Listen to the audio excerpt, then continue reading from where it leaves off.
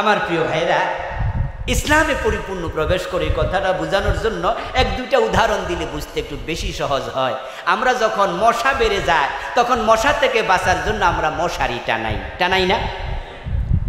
আচ্ছা, মশারি যখন টানান তখন মশারির ভিতরে হাত একটা ঢুকাইলেন, আরেকটা বাহিরে রাখলেন, পা ঢুকাইলেন, মাথা ঢুকাইলেন, পেট ঢুকাইলেন, সব ঢুকাইলেন, শুধু অতটুকু বাহিরে রাইখা দিলেন। এলাকার মশারা বেজান না খুশি? কোন কারণে খুশি? ওরা বলবে যে অতটুকু পাইলে আমাদের জন্য আপাতত চলে। আচ্ছা, এলাকার মশারা যখন আপনার হাতের মাঝে এসে কামড়াবে, একাই কামড়াবে না বন্ধুদেরকে দাওয়াত দেবে? মশারা যে গুনগুন করে গান গায়, এটা আসলে গান না, এটা তাদের কথা ট্রান্সফার করার একটা মাধ্যম। প্রত্যেক মাখলুককে কথা বলার ক্ষমতা দিয়েছে কে? সব মাখলুক তার মুখে জিকির করে, তাদের জিকির বুঝার ক্ষমতা আমাদের নাই। তারা কথা বলে, ওই কথা বুঝার ক্ষমতা আমাদের নাই। আমার প্রিয় ভাইয়ারা, আবার বলুন তো, আপনার যে হাতখানা মশারির বাহিরে, যদি কোনো এমন মানুষ যে হাত বাহিরে রেখা ঘুমায় আর মশা তার হাতের মাঝে ম্যালেরিয়ার জীবাণু ঢুকাইয়া দেয়, মশারির ভিতরে যতটুকু অংশ আছে ওইটুকু অংশের সমস্যা আছে না নাই? এই অবস্থায় যদি কেউ রাত কাটায়, আমরা বলি মশারি টানাইয়া লাভটা কি?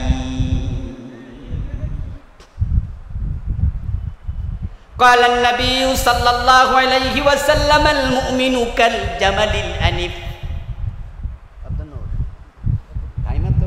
হয়ে গেল, বলছিলাম এই ফ্যান হইব না।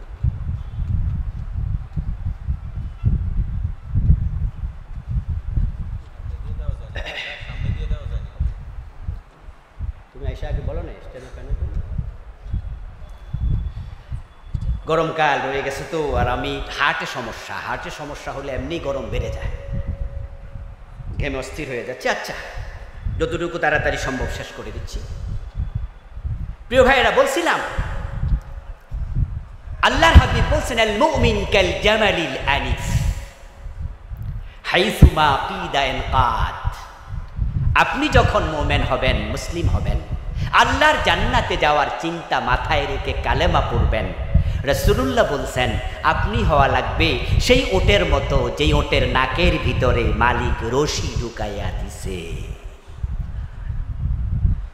এত চমৎকার উদাহরণ আমি রাসূলের মুখে শুনে বিস্মিত হয়েছি। কি দারুণ করে বুঝান তিনি। আমার প্রিয় ভাইয়েরা, যে ওটের নাকের ভিতরে মালিক রশি ঢুকাইয়া দিছে, ওই ওট কি স্বাধীন না পরাধীন? ওই ওট কি নিজের মন মতো কদম রাখে না মালিকের টান মতো? মালিক রশি টানে যেদিকে, কদম রাখতে বাধ্য সেদিকে। তুমি মুমিন হওয়ার পরে ইসলামের বাহিরে, আল্লাহর কথার বাহিরে একটা কাজ করার অধিকার তোমার। এখন আমাদের দেশের মুসলমানেরা ইসলামকে মানছে না তা নয়, অতটুকু মানে যতটুকু সুবিধা, যতটুকু মানলে কোনো লস নাই। প্রিয় ভাইয়েরা, আপনি যদি তাই মনে করেন তাহলে আপনি কি আত্মসমর্পণকারী না সুবিধাবাদী? ইসলাম হচ্ছে আত্মসমর্পণ করার ধর্ম, যেখানে আল্লাহর কথার বাহিরে চলার কোনো অধিকার নাই। আল্লাহ রহমান নাম, গাফফার নাম আমাদেরকে অনেক সময় ধোকায় ফেলে। এই নামগুলোর ওয়াজ শুনতে শুনতে আমরা আল্লাহর নাম যে জব্বার, আল্লাহর আরেকটা নাম কাহ্হার, আমরা এগুলো ভুলতে বসেছি। আপনারা যারা আমার ওয়াজ শুনছেন এবং বুঝছেন তারা একটু জবাব দিবেন দয়া করে। রহমান আল্লাহর নাম, সে আল্লাহর নামের মাঝে কাহ্হার আছে না নাই? গফফার আল্লাহর নাম, ওই আল্লাহর নামের মাঝে জব্বার আছে না নাই? তা আপনি এই দুইটা শুনে ধোকায় পড়লেন কেন? বাকি নাম আপনি ভুলে গেলেন কেন? আপনি ইসলাম অর্ধেক মেলে বাকিটা ছেড়ে দিলেন কেন? আজকের মাহফিলে টাকনু গিরার নিচে কাপড় পরে মাহফিলে আসছে এমন প্যান্টওয়ালা, লুঙ্গিওয়ালা, পায়জামাওয়ালা শ্রোতা আছে না নাই? টাকনু গিরার নিচে কাপড় পরা পুরুষের জন্য জায়েজ না হারাম? তো ইসলামে হারাম আপনি ঢুকাইলেন কেন? আল্লাহর ভয় আপনার কলিজা থেকে কে সরাইয়া দেবে? এটা তো কবিরা গুনাহ, এটা তো হারাম। আজকের মাহফিলে আসতে সিগারেট টানতে টানতে আসছে, আবার যাওয়ার সময় সিগারেট টানতে টানতে বাড়িতে যাবে, এমন শ্রোতা আছে না নাই? ধূমপান করা কবিরা গুনাহ, কবিরা গুনাহ। মাকরু তাহরিমি হলো কবিরা গুনাহ, হারাম হলো কবিরা গুনাহ। কারণ মাকরু তাহরিমি এবং হারাম কবিরা গুনার ক্ষেত্রে দুটার হুকুম এক। কিসে আপনাকে আল্লাহর ভয় কলিজা থেকে সরাই দিল? আজকের মাহফিলে আসছেন, অথচ আপনার বউ পর্দা করে না, নিজের মেয়েটা বোরকা ছাড়া স্কুলে যায়, কলেজে যায়, এমন বাবা আজকের মাহফিলে আসে না নাই? অথচ আল্লাহর বক্তব্য কু আনফুসাকুম ওয়া আহলিকুম না।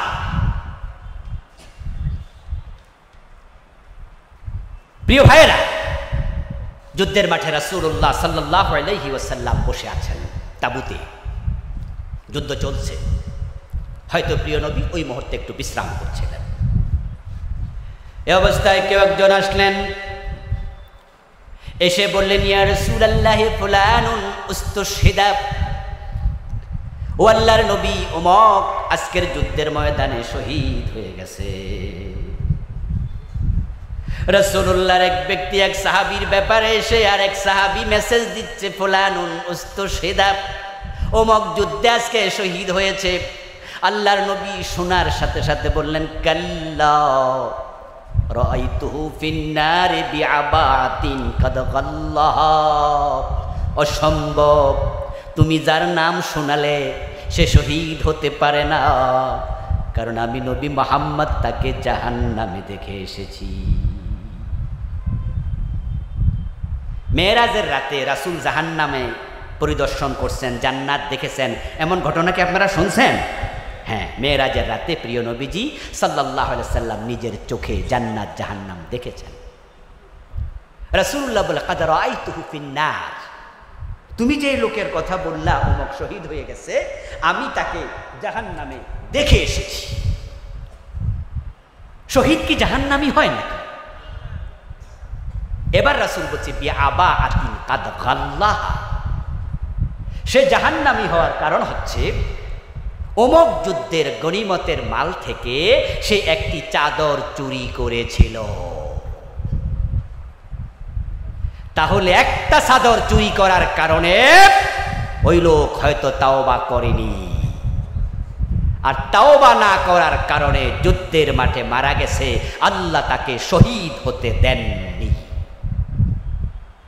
যুদ্ধের মাঠে মারা যাওয়ার পরেও শাহাদাত নসিব হয়নি, একটা চাদর চুরি করেছে। সহিহ বুখারীতে এসেছে, প্রিয় নবী সাল্লাল্লাহু আলাইহি ওয়াসাল্লাম যাচ্ছিলেন মদিনার কোনো এক কবরস্থানের পাশ দিয়ে। দুটি নতুন কবর তিনি দেখলেন। রাসূলুল্লাহ সাল্লাল্লাহু আলাইহি ওয়াসাল্লামের কিছু স্পেশালিটি ছিল, বিশেষ গুণ ছিল, যেটা দুনিয়ার অন্য কোনো মানুষের ছিল না। যেমন আমরা সামনের চোখ দিয়ে যেভাবে দেখি, রাসূলুল্লাহ গর্দান দিয়ে সেভাবে দেখতেন। সুবহানাল্লাহ পড়েন। উনি পিছন থেকে সেভাবে দেখতেন, আমরা সামনে থেকে যেভাবে দেখি। আমাদের গা ঘর্মাক্ত হলে ঘাম বের হয়, ঘামের সাথে বের হয় দুর্গন্ধ, কিন্তু রাসূলুল্লাহর ঘামের মাঝে ছিল আতরের মতো সুগন্ধ। স্পেশালিটি। উম্মত যদি বিয়ে করতে চায়, একসাথে 4টার বেশি বিয়ে করতে কোনো মুসলিম পারবে না। প্রিয় নবী বিয়ে করেছেন 11টি, একসাথে জীবিত ছিলেন স্ত্রী 9 জন। এটা রাসূলুল্লাহর স্পেশালিটি। তার মাঝে একটা ছিল, উনি কবরের পাশ দিয়ে হেঁটে গেলে কবরের ভিতরে যারা আছেন তারা কে কেমন আছেন রাসূল উপর থেকে দেখতে পেতেন। মদিনার গোরস্থানের পাশ দিয়ে রাসূল যাচ্ছেন, দুটি নতুন কবর দেখে প্রিয় নবীজি বললেন, ইন্নাহুমা লা ইউআযাবান ওয়া মা ইউআযাবান ফি কাবীর। প্রিয় নবীজি বলছেন, এই দুইটা কবরের শাস্তি চলছে, এই দুইটা কবরে আযাব চলতেছে। তারপর কিছুক্ষণ পরে তিনি বললেন, আম্মা আহাদুহুমা ইয়ামশি বিন নামিমা ওয়া আম্মাল আখারু লা ইস্তাতিরু আন বাউলিহি। প্রিয় নবী আবার বলছে, শোনো আমার সাহাবারা, এই কবরে শাস্তি চলার কারণ হলো এই কবরে যে লোকটা আছে, এই লোকটা একজনের কথা আর একজনের কানে লাগাইয়া পেঁচ লাগাইতো, ছগলখড়ি করত। এমন লোক আমাদের দেশে আছে না নাই? একজনের পেঁচ আরেকজনের কাছে লাগাইয়া দিয়া মুস্কি মুস্কি হাসে, পান খায় আর মনে মনে করে যাক লাগাই দিছি, এবার চলুক। আমার প্রিয় ভাইয়েরা, রাসূলুল্লাহ বলছে লোকটা নামিমা করতো, নাম্মাম ছিল। দ্বিতীয় জনের দিকে তাকায় রাসূলুল্লাহ সাল্লাল্লাহু আলাইহি ওয়াসাল্লাম বলছেন, বাকি কবরস্থানে যে আছে গোরস্থা কবরে, তার সমস্যা কি? তার সমস্যা হল ইস্তাতিরু আন বাউলিহি, সে নিজের প্রস্রাব থেকে ভালো করে পবিত্র হতো না। প্রস্রাব কইরা সাথে সাথে দাঁড়াইয়া যায়, প্রস্রাব কইরা হাইটা যায়, সামনে প্যান্ট একটু ভিজা রইছে প্রস্রাব লাইগা, এমন কিছু হতভাগা আছে না নাই? প্রস্রাব কইরা টিস্যুটা পর্যন্ত নেয় না, কুত্তার মতো খাড়ায় খাড়ায় প্রস্রাব করে লায়, তারপর একটা লাড়া দিয়া প্যান্টের সেন্ট করে দেয়। প্রিয় নবী বলছে এই লোকটার অভ্যাস ছিল প্রস্রাব থেকে সে সতর্ক থাকতো না। এবার আপনাদের কাছে আমার প্রশ্ন, এই যে দুই কবরস্থানে আযাব চলছিল, তাদের অপরাধ রাসূল কয়টা করে বললেন? জবাব দেন, কয়টা করে? কয়টা করে? তারা একটা করে গুনাহ করছে। এবার আপনি আজকের মাঠে আমরা যারা আছি, আমল নামায় কোনো গুনাহ নাই এমন আমরা কয়জন আছি? আমাদের আমল নামায় গুনাহ কি একটা না বেশি? তাহলে এই জাতীয় চরিত্র নিয়ে আপনি মরবেন কোন সাহসে? এই জন্য ইসলামকে পরিপূর্ণ অনুসরণ করুন। যেখানে ঘাটতি হবে সেখানে তাওবা করতে হবে। তাওবা না করে মরলে একটা কবিরা গুনাহ জাহান্নামে যাওয়ার কারণ হয়ে যেতে পারে। প্রিয় ভাইয়েরা, আরেকটি হাদিস,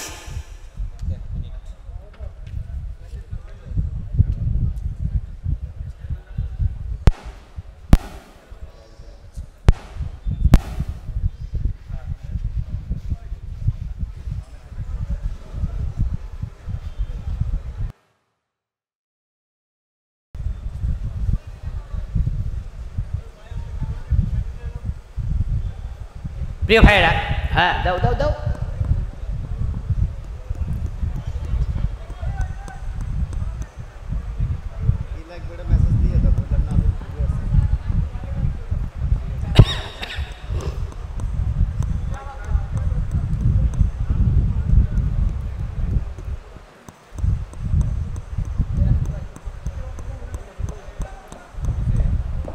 প্রিয় ভাইয়েরা, আমরা আলোচনার শেষ দিকে চলে আসছি, যাওয়া দরকার নেই, আমরা একসাথে দোয়া করে যাব, ঠিক আছে ভাইয়েরা? একটু বসেন। রাসূলুল্লাহ সাল্লাল্লাহু আলাইহি ওয়াসাল্লাম যুদ্ধের ময়দানে, এই অবস্থায় একজন সাহাবী এসে বললেন, ইয়া রাসূলুল্লাহ, আজকের যুদ্ধে ওমর সবচেয়ে বেশি বীরত্ব প্রদর্শন করছে, তার সম্মুখে যেই পরে তলোয়ার দিয়ে কচু কাটা করছে, আজকে তার হাতে কত কাফের নিহত হয়েছে হিসাব নাই। রাসূলুল্লাহ সাল্লাল্লাহু আলাইহি সাল্লাম শুনে বললেন, জেনে রাখো এই লোকটা জাহান্নামী। রাবী বলেন, প্রিয় নবীজির মুখের এই কথা শুনে আমি আশ্চর্য হলাম। আজকের যুদ্ধে যে সবচেয়ে বেশি বীরত্ব প্রদর্শন করছে সে রাসূলের সাহাবী, জাহান্নামী হবে কারণটা কি? তাই আমি সিদ্ধান্ত নিলাম, এর কারণ আমি উদ্ঘাটন করে ছাড়বই। আমিও যুদ্ধের মাঠে চলে গেলাম। ওই বীরত্ব প্রদর্শনকারী সাহাবী যেই দিকে যুদ্ধ করতে করতে সামনে যায়, আমিও তার পিছু নিলাম। আমি আজকে এটার শেষ পর্যন্ত দেখে নেব কারণটা কি। দেখতে পেলাম এক পর্যায়ে ওই লোকটা যুদ্ধের মাঠে দারুণ আহত হলো। প্রতিপক্ষ তাকেও আঘাত করলো, প্রতিপক্ষের আঘাতে সে আহত হলো। এক পর্যায়ে সহ্য করতে পারে নাই আঘাতের যন্ত্রণা, তাই নিজের তলোয়ারটা নিজে বাট মাটির মাঝে ঠেকায়া তার আঘাটা বুকের মাঝে লাগায়া নিজে তার মাঝে জোরে নিজেকে চাপ দিয়া আত্মহত্যা করলো। আপনাদের কাছে আমি জানতে চাই, একটু আওয়াজ দিয়ে বলুন তো, আত্মহত্যা করা সগীরা গুনাহ না কবিরা গুনাহ? আত্মহত্যা কবিরা গুনাহ।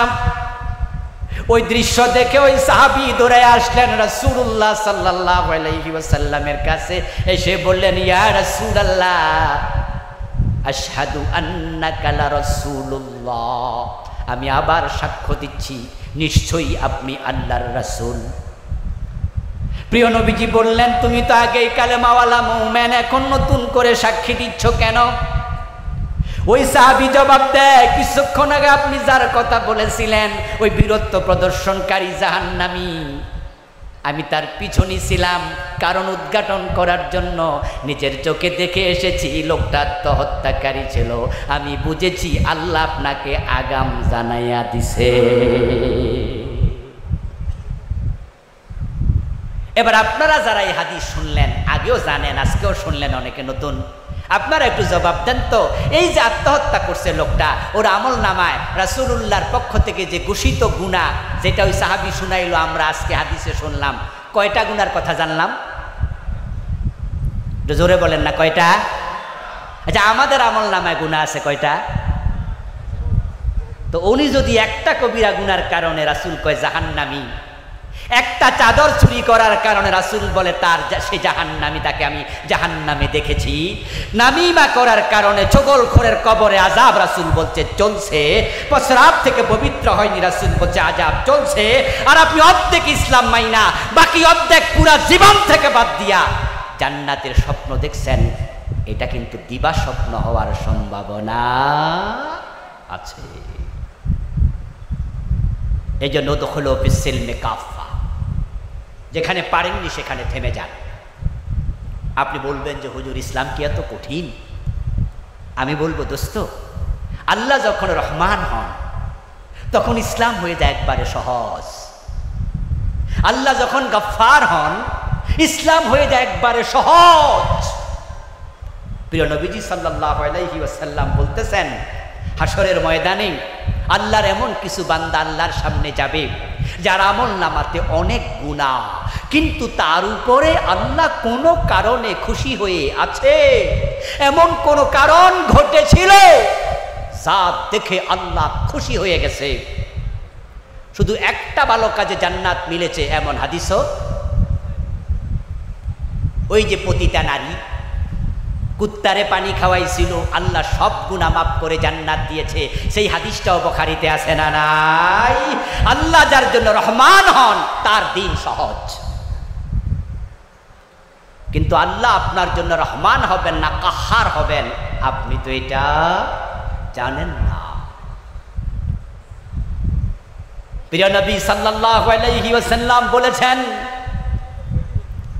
আল্লাহ যখন কাহার হবে হাসরের ময়দানে আল্লাহর দিকে তাকানোর সাহস কোন নবী পর্যন্ত করবে না, সব নবী বলবে নফসি নফসি নফসি।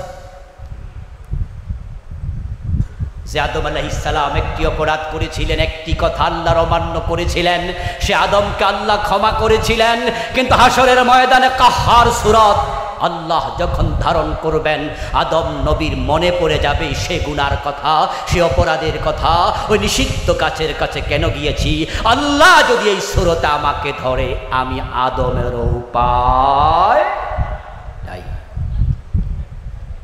এই জন্য প্রিয় ভাইয়েরা, আসুন আত্মসমালোচনা করি। قال النبي صلى الله عليه وسلم الكيس من دان نفسه وعمل لما بعد الموت। দুনিয়াতে সে সবচেয়ে চালাক মানুষ যে নিজের দোষ নিজে খোঁজে, আত্মসমালোচনা করে, রাতে ঘুমানোর আগে মাথায় বালিশে মাথায় রেখে তখন আপনি চোখ বন্ধ করে ভাববেন আজকে কয়বার সুখের খেয়ানত করেছেন, আজকে লেনদেনে কাকে ঠকিয়েছেন, ওজনে কম দিলেন কিনা, মালে বেজাল দিলেন কিনা, মিথ্যা কথা বললেন কিনা, গীবত হলো কিনা, চগলখড়ি হলো কিনা, কি কি গুনাহ আজকে করেছি। নিজের দোষ নিজে খুঁজবেন, তাওবা করে তারপরে ঘুমাবেন। আর যদি মানুষ তাওবা করে তার গুনাহ যদি আকাশ পরিমাণ হয়ে যায়, রাসূলুল্লাহ বলছেন আল্লাহ সকল গুনাহ তাওবাকারীকে এমনভাবেই ক্ষমা করে কামাল্লা যামবা লাহু, যেন সে জীবনে কোনো গুনাহই করে নাই। আল্লাহ তাআলা আমাদের সকলকে জীবনের সব জায়গায় আল্লাহর দ্বীন মেনে চলার মতো মানসিকতা দান করুন, সেই পথে এগিয়ে যাওয়ার সুযোগ দিন। প্রিয় ভাইয়েরা, 53 বছর পরে বাংলাদেশ নতুন এক সময় পেয়েছে। রাষ্ট্রীয়ভাবে ইসলাম কায়েম করার সুযোগ আল্লাহ আমাদের হাতে দিয়ে দিয়েছেন। 71-এর পর 72-এ সংবিধান লেখা হয়েছে। 72-এর পর থেকে এত বছর পর্যন্ত কোনো সরকার সংবিধান পরিপূর্ণ পরিবর্তন করেনি, করার সাহস করেনি। নিজেদের সুবিধা মতো উপধারা, মূলধারা 1টা 2টা 17 বার পরিবর্তন, 18 বার পরিবর্তন করেছে কম বেশি। কিন্তু আল্লাহ এবার এমন সুযোগ দিয়েছে, আগস্ট বিপ্লবের পরে বর্তমানে যদি সরকার চায় গণভোটের মাধ্যমে আগের সংবিধান পরিপূর্ণ বাতিল করে নতুন সংবিধান লেখারও সুযোগ আছে না না? এখন প্রধানমন্ত্রী বলতে বাংলাদেশে কেউ নাই, মন্ত্রী পরিষদ বলতে কিচ্ছু নাই, এমপি বলতে 300 আসনে একজন এমপিও নাই, সব আলটামেট স্থগিত, মেয়র নাই, উপজেলার চেয়ারম্যান নাই। তাহলে বোঝা যায় নতুন করে সংবিধান লেখার সুযোগ যেহেতু আছে, আমরা আলেম ওলামারা, ইসলাম প্রিয় তৌহিদি জনতা এক হয়ে যেতে চাই। ধর্মনিরপেক্ষ সংবিধান আমরা আর চাই না। এই সংবিধান বাংলাদেশে শান্তি দিতে পারেনি, আমরা আল্লাহর কোরআনকে সংবিধান হিসাবে দেখতে চাই।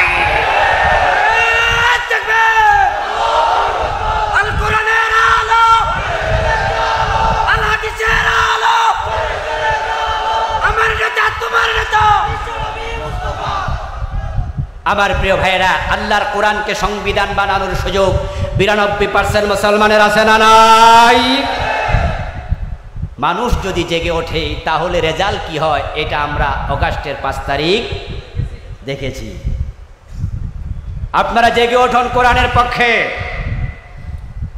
ডক্টর ইউনূস এবং তার অন্তর্বর্তীকালীন সরকার নিরপেক্ষ নির্বাচন যখন দেবে, 1 বছর পর, 2 বছর পর, 3 বছর পর যখনই দেয়, আমরা কোরআনওয়ালা যদি একমত হয়ে যাই, আমরা আর বিএনপি, আওয়ামী লীগ, জাতীয় পার্টি চাই না। আমরা কোরআনের পক্ষে আর আমরা একমত হয়ে ইসলামের বাংলাদেশ দেখতে চাই। এজন্য আসুন আলেম ওলামারা আমরা ইখতিলাফ ভুলে যাব, অতীত পিছনে ফেলে দিতে চাই। কেউ কিয়াম করেন, কেউ কিয়াম করেন না। কেউ ঈদে মিলাদুন্নবী পালন করছেন, কেউ সিরাতুন্নবী পালন করছেন। কেউ জোরে আমিন বলছেন, কেউ আস্তে আমিন বলছেন। কেউ বুকে হাত বাঁধছেন, কেউ নাভির নিচে বাঁধছেন। আপনারা যারা ইসলামের এই বিধানগুলো নিয়ে ইখতিলাফ করছেন, প্রত্যেকেই তাদের ইখতিলাফের পক্ষে কোরআন হাদিসের দলিলও আবার দিচ্ছেন। এতে বোঝা যায় আমাদের ইখতিলাফগুলো কোরআন হাদিস কেন্দ্রিকের বাহিরে নয়। আমাদের বিভক্তি কোরআন হাদিসকে সামনে নিয়ে লা ইলাহা ইল্লাল্লাহ মুহাম্মাদুর রাসূলুল্লাহ এই কালেমা নিয়ে আমাদের মাঝে কোনো ইখতিলাফ যেহেতু নেই, এই কোরআন নিয়ে ইখতিলাফ নেই, আগামী নির্বাচনকে সামনে রেখে সব ইখতিলাফ ভুলে গিয়ে আলেমরা যদি একমত হয়ে যায়, জালেমরা বাংলাদেশে মাথা তুলে দাঁড়াতে পারবে না। আল্লাহর দেয় সুযোগ যদি এবার আপনারা আলেমরা কাজে না লাগান, ঐক্যবদ্ধ না হন, আদালতে আখেরাতে আপনারা আসামির কাঠগড়ায় দাঁড়ানোর সম্ভাবনা আছে। এ জাতি আলেমদের দিকে তাকিয়ে আছে। ঠিক কিনা, ঠিক কিনা, ঠিক কিনা? সারসেনা, সোনাকান্দা, ধামতি, ফুরফুরা, জামাত ইসলাম, নেজাম ইসলাম, খেলাফত আন্দোলন, সরমনাই, যারা আমরা তাবলিগ জামাত, আমরা যারা আছি, আমরা তো সকল ইসলামকে ভালোবাসি, ঠিক কি না? সকল ইসলামকে ভালোবাসি, এখানে আমাদের কারো কোনো দ্বিমত নাই। ইসলামের জন্য আমরা এক হয়ে যাই। কোরআনকে যদি আমরা দেশের সংসদ ভবনে পাঠাতে পারি, নামাজ পড়ো, নামাজ পড়ো, ওয়াজের আর প্রয়োজন হবে না, আইন হয়ে যাবে। আজান হলে দোকান বন্ধ করো, দোকান বন্ধ করবা না, দোকানে তালা লাগিয়ে দেয়া হবে, নামাজ না পড়লে জেলে নেওয়া হবে, মসজিদগুলোতে জায়গা দেওয়া যাবে না। এই সুয়াগাজী বাজারের জামে মসজিদে বিভিন্ন ওয়াক্তে 2 বার 3 বার 5 বার জামাত হওয়া লাগবে। মানুষ জাগা দিতে পারবেন না। কোরআনকে যদি সংবিধান বানিয়ে দেয়া যায় তাহলে বোরকা পরো বলার প্রয়োজন হবে না, আইন করে দেয়া হবে। ইফতিজিং করলে যেমন 6 মাসের জেল দেয়া হতো, যে সমস্ত মেয়েরা বেহায়াপনার পোশাক পরবে তাদেরকেও আইনের আওতায় আনা হবে। 1 সপ্তাহ 2 সপ্তাহ পরে দেখবে বাংলাদেশের নারীরা বোরকা পরে সবাই রাস্তায় নামবে, সুদ বন্ধ হয়ে যাবে, ঘোষ বন্ধ হয়ে যাবে। ছাত্র জনতার বিপ্লবের পরে বাংলাদেশের থানাগুলোতে ঘোষ আগের মতো চলে না, কিছু কমছে। অসুস্থতা চলছে, আপনাদের কাছে দোয়া চাই। আপনারা দোয়া করলে আল্লাহ যদি চান ওষুধ ছাড়া, ডাক্তার ছাড়া চিকিৎসা করে দেওয়ার ক্ষমতা, সুস্থ করার ক্ষমতা আল্লাহর আছে। আল্লাহ যেন কোরআনের ময়দানে যতদিন বেঁচে থাকি ততদিন কথা বলার জন্য যতটুকু সুস্থতা আমাকে নসিব করেন, আমিন। আল্লাহ তাআলার পবিত্র দরবারে লাখো কোটি শুকরিয়া জ্ঞাপন করছে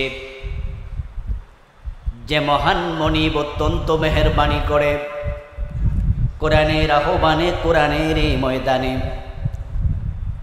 আমাদের সকলকে হাজির হওয়ার তৌফিক দিলেন। কৃতজ্ঞতা তাকে জানাই যিনি দয়া করে আমাদেরকে সুস্থ রাখলেন, পবিত্র কোরআনের কথা বলার মতো, শোনার মতো কোরআন মুখে হৃদয় দিলেন। এই সব নেয়ামতের মালিক কে? সেজন্য আমরা আলোচনা শুরুতে মন প্রাণ উজাড় করে অন্তরের সবটুকুন শ্রদ্ধা এবং ভালোবাসা দিয়ে আমাদের মনিব আল্লাহ তাআলাকে শুকরিয়া জানাই, কৃতজ্ঞতা জানাই। সবাই মিলে জোরে জোরে একবার কালিমাতু শুকর পড়ি, আলহামদুলিল্লাহ।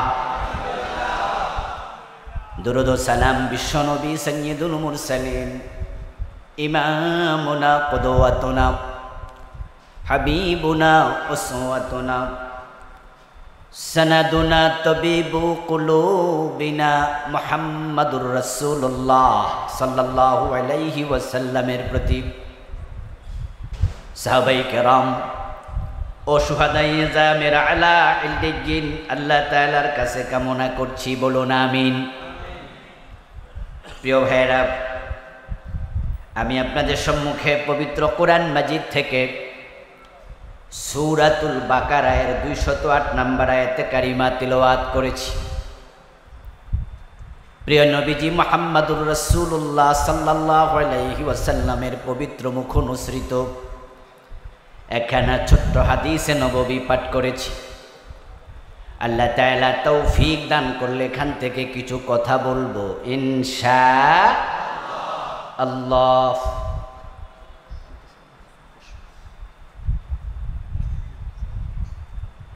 আমরা সবাই জানি ইসলাম হলো পূর্ণাঙ্গ জীবন বিধান।